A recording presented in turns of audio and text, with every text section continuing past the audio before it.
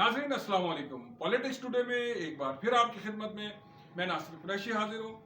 और जैसा आप अच्छी तरह जानते हैं कि इस चैनल का मकसद आप तक जो मौजूदा सियासी सूरत हाल है, जो आजकल हॉट टॉपिक हैं, उन पे हम गुफ्तगू करते हैं। नाज़रीन, मेरा, नासिर कुरैशी और शेख अलाउद्दीन साहब का और दीगर हमारे बेशुमार साथी, कारकुन, दोस्त, ओहदेदारान जो तहरीक शहरी हुकूमत में हमारे साथ गुज़िश्ता 25 साल से काम करते रहे हैं, हमारा बुनियादी मकसद भी कराची और पाकिस्तान में मकामी हुकूमतें, खुद मुख्तार हुकूमतों का क़याम था। नाज़रीन, इस वक्त जो हॉट टॉपिक है वो सदारती निज़ाम है। पार्लिमानी निज़ाम पे भी बात हो रही है, खूबियाँ खराबियाँ भी बयान हो रही हैं। आइए शेख अलाउद्दीन साहब से गुफ्तगू करते हैं कि सदारती और पार्लिमानी निज़ाम में बुनियादी फ़र्क क्या है। बिस्मिल्लाहिर्रहमानिर्रहीम। जनाब, सदारती और पार्लिमानी निज़ाम में फ़र्क तो है। हमारे मुल्क में शुरू से यही होता रहा, एक चीज़ नहीं चल सकी। कभी पार्लिमानी, कभी सदारती, कभी गवर्नर जनरल बन गए। यहाँ तक सिस्टम ऐसे ही बर्बाद, तबाह बर्बाद रहा, कभी ढंग से कोई चीज़ बन ना सकी।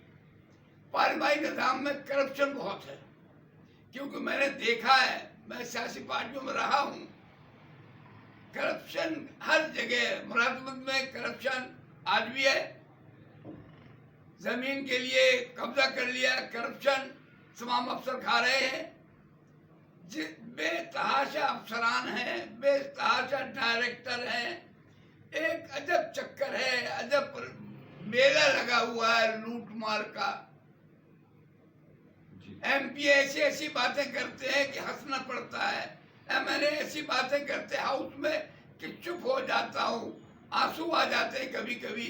या अल्लाह, ये पार्लियामेंट है हमारे मुल्क की, यहाँ तो अच्छी बातें होना चाहिए, इस्लाही बातें होना चाहिए, मगर ऐसा नहीं है। अच्छा, ये बताइए कि एक गुफ्तगू ये भी है कि सदारती निज़ाम जमहूरी नहीं होता, पार्लिमानी निज़ाम जमहूरी है। क्या कहते हैं आप इस बारे में? नहीं, जमहूरी होता है। सदारती निज़ाम में यह कि पूरा मुल्क एक आदमी को वोट डालता है, 4-5 खड़े होते हैं सिर्फ सदारत के लिए। अखराजात कम होते हैं, इंतजामात कम करना पड़ते हैं, मुल्क हिल जाता है। अभी MNA का इलेक्शन हो रहा है, तमाम इंतजामिया लगी हुई है, करोड़ों रुपया खर्च हो रहा है। फिर सूबाई का इलेक्शन हो रहा है, फिर सेनेट का इलेक्शन हो रहा है। खर्चे पर खर्चा, बेतहाशा खर्चा है।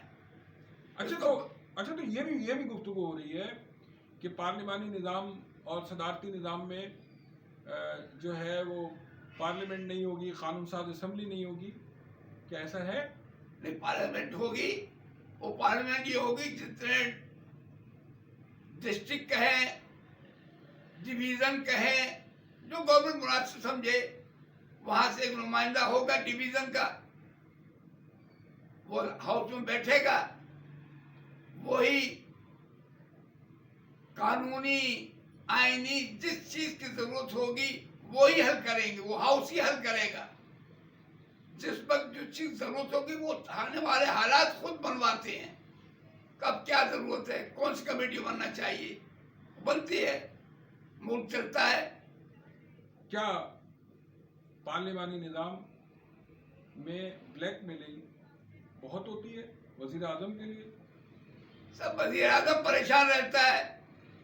देखो ना, हमारे मुल्क में आज ये पार्टी हुकूमत में आई, कल से मुखालिफ लोग शुरू हो गए, टांग खींच रहे हैं उसकी। हटाओ, निकालो, कुछ नहीं किया है। कोई मुल्क के लिए बातें नहीं करते, सब एक दूसरे के खिलाफ, इसको निकालो, उसको निकालो, करप्ट है, बदमाश है, चोर है, ये बातें होती हैं।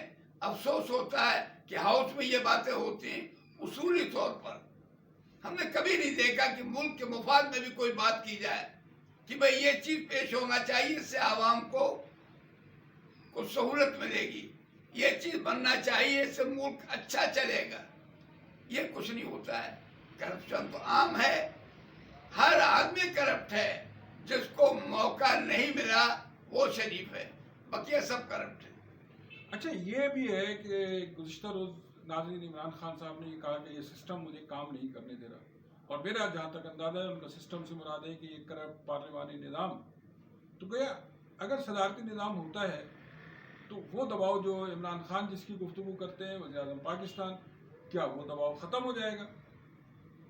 دیکھیں پریزیڈنٹ کو پاور ہوتا ہے، پریزیڈنٹ جب آرڈر کرتا ہے اس پہ عمل ہو جاتا ہے. یا تو کوئی اصلاحی کام ابھی کرو تو پھر اسے صوبے میں لے جاؤ، صوبہ احتیاط تو نہیں کرے گا، پھر مرکز میں لے جاؤ، پھر اس میں سینٹ میں لے جاؤ، پھر قائمہ کمیٹی میں جائے گا، پھر پوچھا جائے گا، جب تک الیکشن کے ٹائم دوسرا آ جاتا ہے کوئی کام نہیں ہو پاتا ہے، جھگڑے میں وقت گزرتا ہے. شیخ صاحب ایک بات اور بتائیے کہ پارلیمانی نظام میں یہ اکثر گفتگو ہو رہی ہے کہ صاحب وہ جو عوام کو بنیادی ایک ووٹ دینے کا حق حاصل ہے، اور جیسا آپ نے بتایا کہ صدارتی نظام میں بھی ووٹ دینے کا حق حاصل ہے، تو پارلیمانی نظام جو ہے وہ کیا آپ سمجھتے ہیں کہ مکمل خرابی کی جڑ ہے؟ اخراجات وغیرہ کا جو اس پارلیمانی نظام کو چلانے کے لیے ہمارے ملک اور قوم کے ناظرین جیسا آپ جانتے ہیں کہ پاکستان کرائسس میں ہے، کرائسس سیاست دانوں کے پیدا کرتا ہے، کرائسس اس قرضے کے پیدا کرتا ہے جو حکمران ہمارے لیتے ہیں اور اس کے بعد عوام اس کو بھگتتی ہے. اور اس میں کچھ عوام کا بھی قصور ہے کیونکہ عوام ان لوگوں کو منتخب کرتی ہے جو لوگ جب پارلیمنٹ میں آتے ہیں ان کے پاس عہدے آ جاتے ہیں، منسٹرز بن جاتے ہیں، تو وہ کرپشن کی طرف جاتے ہیں. تو کیا کرپشن صدارتی نظام کے نتیجے میں آپ کا خیال ہے کم ہو سکتی ہے یا مواخذہ صدر آسانی سے کر سکتا ہے؟